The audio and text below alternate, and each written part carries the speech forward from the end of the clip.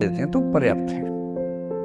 College के 3 साल सिर्फ पढ़ाई के लिए नहीं है, पढ़ाई से ज़्यादा सीखने के साल हैं, मंच पे आने के साल हैं। दोस्तों के साथ फिल्म देखिए, दोस्तों के साथ आउटिंग पे जाइए, रेस्टोरेंट में बैठ के खूब बकवास कीजिए उनके साथ। उसमें जो सीखेंगे वो केवल पढ़ाई से नहीं सीखेंगे। तो दिन में 3-4 घंटे बहुत होते हैं। और बाकी मैं एडवाइस करता हूँ बच्चों को कि बहुत सारी एक्टिविटीज़, जिसमें से एक एक्टिविटी चाय की दुकान पर दोस्तों के साथ बैठना, 1 घंटे बात करना भी शामिल है। पर्सनैलिटी ग्रूमिंग के लिए बहुत ज़रूरी है। फिर आप लोगों की उम्र में इमोशंस थोड़े उठापटक होती रहती है। अगर आप महीने के 30 दिन में से 6-7 दिन बीच में नहीं पढ़ पाते डिस्टर्बेंस से, तो इसका मतलब है कि आप दिमागी तौर पर एकदम ठीक हैं। चिंता उनकी है कि जो रोज पढ़ रहे हैं। इसका मतलब वो अपनी उम्र में जी नहीं रहे, किसी और उम्र में जी रहे हैं। तो ठीक है, कभी कभी डिस्टर्बेंस है कि इसको एंजॉय कीजिए। डिस्टर्बेंस बस सुंदर प्यारी होनी चाहिए, तो ध्यान रखिए, है ना। जिसकी वजह से नींद उड़ी हुई है वो अच्छा होना चाहिए, बाकी तो ठीक है। नमस्ते sir, thank you sir for this session sir. I extend my gratitude sir, it was an honour to listen you sir. Sir मेरा आपसे सवाल होगा कि कई एक आध एग्जांपल होंगे सर जहां आपने लेट गो किया होगा, आप अपने जीवन में भी किसी चीज़ में लेट गो किए होंगे, तो कोई एक आध ऐसा एग्जांपल आप शेयर करना चाहें जिससे हमें भी प्रेरणा मिले। जो मैंने कहा कि 7-8 साल पहले मैं थोड़ा एंग्जाइटी का शिकार हुआ। कई कारण थे, पर उसमें 2-4 लोग ऐसे थे जिन्होंने मेरा जीना मुश्किल कर दिया था उस समय। मतलब उन्होंने कर दिया, मैंने करवा भी लिया। अब तो मैं करवाता ही नहीं, तब मैंने करवा लिया था। अजीब किस्म के लोग पीछे पड़ के रात दिन 24 घंटे तनाव देते रहना बिना किसी बात के, कोई वजह भी नहीं चाहिए इससे। मैं बड़ा परेशान रहा। फिर बाद में परिस्थितियां बदल गई, मैं ठीक हो गया, मेरी स्थितियां ज्यादा बेहतर हो गई। तो उन दिनों मैंने एक रहीम का दोहा पढ़ा, वो मेरे जीवन का उसूल बन गया उसके बाद से। 1-2 बार मेरे मन में आया कि मैं भी दुश्मनी कर लूं और दिखा दूं, और मेरे पास ताकत उनसे ज्यादा थी उस समय भी, आज भी है। और अगर मैं किसी के उकसाने पे उसके जैसा हो गया तो जीता तो वही। जब मैं ही नहीं रहा तो फिर तो कोई और लड़ रहा है, मैं तो मैं रहा ही नहीं, वो जीत जाएगा। मेरी असली कश्मकश ये थी कि बिना उसके जैसा हुए इस चीज से बाहर निकलना है। ये कुछ वैसे कि आप सड़क पे जा रहे हैं, कीचड़ में सूअर लोटा हुआ है, उछल उछल लौट रहा है, आपके सफेद कमीज पे छींटा पड़ गया। अब 2 ऑप्शंस हैं, या तो हिसाब बराबर करने के लिए उतर जाइए, उसको आप कैसे गंदा करोगे, तो पहले ही मस्त है उसी गंदगी में, उसका तो स्वभाव है। आपका एक छींटा है, आप पूरी कमीज गंदी कर लेंगे वहां जाके। तो सबसे अच्छा क्या है, वहां से निकल जाना, लेट गो कर देना। तो मैंने रहीम का एक दोहा अपना सार बना लिया। रहीमन ओछे नरन सो बैर भली ना प्रीति। रहीमन ओछे किस्म के लोगों से ना बैर अच्छा है ना प्यार अच्छा है। काटे चाटे श्वान के दुह भांति विपरीति। कुत्ता काटे तो दिक्कत, कुत्ता चाटे तो दिक्कत। तो मेरा उसूल क्या है, इस तरह के लोगों से ना दोस्ती ना दुश्मनी, ना दिल में ग्रजेस रखने हैं कि हिसाब बराबर कर दूंगा, हरा दूंगा, रखना ही नहीं।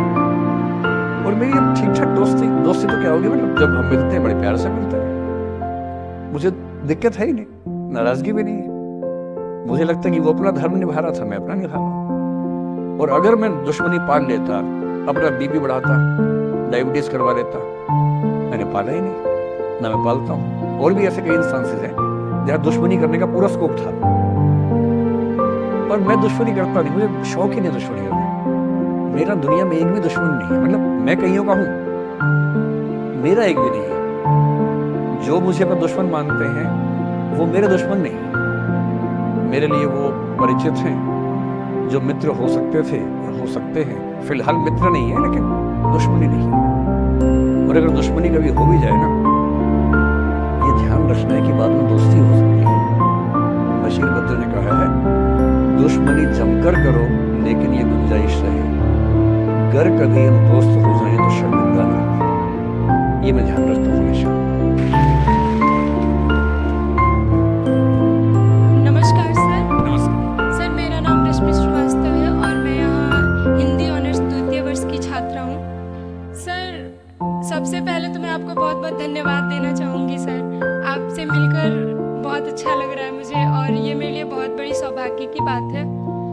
सर, मेरा प्रश्न है आपसे कि सर, मेरे साथ ऐसा हुआ कि मैं बचपन से बहुत अच्छी स्टूडेंट रही और सर मेरी ज़िंदगी में ऐसा एक वक्त आया जब मुझे 2 बार असफलता का सामना करना पड़ा और सर तीसरी बार मैं सफल हुई, परंतु सर आज भी वो डर मेरे मन से नहीं जा रहा है। अभी भी मैं उसको फेस नहीं कर पा रही हूँ कि मैं कैसे फेल हो गई। और सर कभी ऐसा होता है कि मैं सो रही हूँ और रात में मुझे वो डर लगता है कि आगे मैं नहीं कर पाऊंगी। मुझे ऐसा लगता है कि आगे अगर मैं कुछ अच्छा करना चाह रही हूँ तो मुझे उस असफलता का डर रहता है कि जो मैंने फेस किया है और सर मैं उससे उभर नहीं पा रही हूँ। मतलब मेरे ख्याल से ये असफलता आपसे ज़्यादा आपके माहौल की, अपने पेरेंट्स, आपके टीचर्स की है कि उन्होंने आपको, मतलब कुछ बच्चे अपने आप से इतनी उम्मीद पाल लेते हैं कि फेलियर झेल नहीं पाते। आप वैसे बच्चों में हैं जो आपने कहा ना कि मैं शुरू से बहुत अच्छी स्टूडेंट रही हूँ। ये दुर्भाग्य की बात है, ये अच्छी बात नहीं है। मैं नहीं चाहता कि बच्चे अच्छे स्टूडेंट बने। अच्छे स्टूडेंट का मतलब जो बहुत पढ़ाकू किस्म के होते हैं, सीधे स्कूल से घर, घर से स्कूल, घर में घुसते ही होमवर्क करना शुरू किया, वैसे बच्चे जिंदगी में बड़े परेशान रहते हैं। बच्चों को होना चाहिए छटा हुआ टाइप का, शरारती, बदमाश, मैंने काम भी करे स्कूल का, लेकिन बेसिकली आपको स्मार्ट होना है, कॉन्फिडेंट होना है। पढ़ाकू होने से जिंदगी बहुत अच्छी नहीं चलती है। जिंदगी के लिए ना व्यक्तित्व चाहिए। हुआ क्या आपके साथ, आपको बता दिया गया कि अच्छा बच्चा वो है जो पढ़ता है, होमवर्क करता है, आपने वो सब किया। तारीफें आपकी इतनी हुई होंगी कि बेटा तुम तो कुछ भी कर दोगी, आपको भरोसा हो गया कि मैं कुछ भी कर दूंगी। लेकिन ऐसी ऐसी तारीफें हर गांव, हर मोहल्ले में कई बच्चों की हो रही थी। जब उन सब में कंपटीशन हुआ तो कुछ सफल हुए, बहुत सफल नहीं हो पाए। तो जो सफल नहीं हो पाए उनको बहुत बेचैनी हुई। आपका सौभाग्य है कि अब तीसरी बार में सफल हो गई। कई ऐसे लोग हैं जो कभी सफल नहीं हुए जिंदगी में, उनको भी तो जीना है। तो मैं एक ही बात कहूँगा, अपने आप से उम्मीदें कम कर लीजिए, और ये आसान नहीं होता है। इसका तरीका ये है कि 1-2 ऐसे अच्छे दोस्त जो अच्छे भी हैं, दोस्त भी हैं, वो बहुत उम्मीदें ना रखते हैं, ना आपको रखने देंगे अपने आप से। डायरी लिखने से लेकर कुछ अच्छे उपन्यास पढ़ना, अच्छी फिल्में देखना, जो आपको सहज होना सिखाए, न कि महान होना सिखाए। महानता से बड़ा कोई रोग नहीं है, इस चक्कर में नहीं पड़ना है। सामान्य होना है, असली जद्दोजहद सामान्य होने की है, महान होने की नहीं। सहज होना है। तो अपने आप से क्या कहना, रोज कहना है, कोशिश पूरी करूंगी, सफलता मिल गई तो बढ़िया, नहीं तो क्यों डरे, जिंदगी में क्या होगा, कुछ ना होगा तो तजुर्बा होगा। और भाड़ में जाए फिर इसी रात। नमस्ते सर। सर मेरा क्वेश्चन थोड़ा सा इनसे अलग है। सर जैसा आपने कहा कि लेट गो करना चाहिए, लेकिन क्या करना चाहिए? लेट गो करना चाहिए। हमने भी ये चीज़ सुनी है कि जिसके नसीब में जो लिखा होता है एक दिन उसे वो मिलता ही है, तो उसके लिए हमें परिश्रम करना चाहिए। तो सर एक इनके बीच में क्या एक थिन लाइन नहीं है कि हमने सोचा जैसे 71st डे पर मुझे ऐसा लग रहा है कि अब मुझसे और नहीं होगा, अब मैं नहीं करूँगी। माना कि वो गिव अप भी कहा जाता है, लेकिन अगर मेरे नसीब में है कि नहीं यार कल ये तुझसे हो जाएगा, अगर मैं कोई भी टास्क कर रही हूँ कल ये कंप्लीट होगा, लेकिन मैं सोचूं नहीं मेरे से ये प्रेशर नहीं हो रहा, I should let go this, I should start some other thing. तो क्या ये मुझे लेट गो करना कभी रिग्रेट नहीं कर सकता कि लाइफ में यार एक दिन और ट्राई कर लेते तो शायद मिल ही जाता? देखिए, जो नसीब का मामला है, मेरे ख्याल से आपकी उम्र में नसीब को नहीं मानना चाहिए। दुनिया में किसी को नहीं पता कि नसीब है या नहीं, और है तो कितना है। सब तुक्का लगा रहे हैं, मैं भी तुक्का लगा रहा हूँ। ठीक, जो हार जाता है ना, उसको तसल्ली देना बहुत जरूरी है, वरना वो जी नहीं पाएगा। और पराजित व्यक्ति को तसल्ली देने के लिए सबसे अच्छा शब्द है नसीब, भाग्य, नियति, बहुत जरूरी है। और इसलिए एक उम्र के बाद गीता का सार पढ़ना बहुत जरूरी है। समझना पड़ता है कि सब कुछ हमारे हाथ में नहीं होता है, सच में नहीं होता है। पर इसका मतलब ये भी नहीं है कि सब कुछ किसी और के हाथ में होता है। अगर ऐसा होता तो बिना मेहनत करने वाले आईएएस बन जाते या कुछ भी बन जाते। ये हो सकता है कि आईएएस बनने के एग्जाम में 10 ने मेहनत की, उनमें से 8 का हुआ, 2 का नहीं हुआ, पर ये नहीं हो सकता कि एक आदमी ने मेहनत नहीं की तो उसका आईएएस हो गया। बिना मेहनत के तो नसीब भी नहीं मिलने वाला है। इसलिए ये मान लीजिए कि कुछ ना कुछ चीजें हमारे कंट्रोल में नहीं है, लेकिन जितना कंट्रोल में है उस पर पूरी ताकत लगाएंगे, पूरा डिसिप्लिन रखेंगे, तो हम अपनी किस्मत सबसे अच्छी लिख पाएंगे। सबसे अच्छी मतलब बाकी तो सर मेरी जितनी अच्छी हो सकती है उतनी अच्छी लिख पाएंगे। और इसलिए अगर आपको लगे कि मैं नहीं कर पाऊंगा कोई काम, तो उसको गिव अप ही कहते हैं। लेट गो का मतलब क्या होता है? जब आप मन भर चुका है, अब उसकी जरूरत महसूस नहीं हो रही। जैसे आईएएस बनने की कोशिश कर रहे हैं, नहीं बन पाए, तैयारी छोड़ दी, गिव अप है।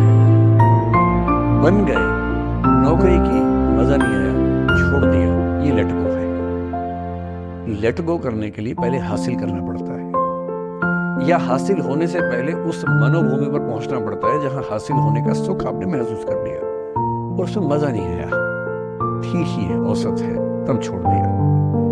इसलिए आपकी उम्र को शोभा नहीं देता कि हम नसीब की बात करें, ये शोभा देता है मेरी उम्र को। तो 30-40 के बाद नसीब, भाग्य, नियति चलेगा।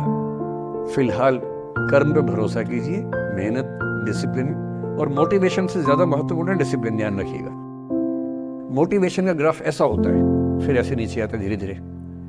डिसिप्लिन ऐसे रहता है, और डिसिप्लिन वाला व्यक्ति हमेशा मोटिवेशन वाले व्यक्ति से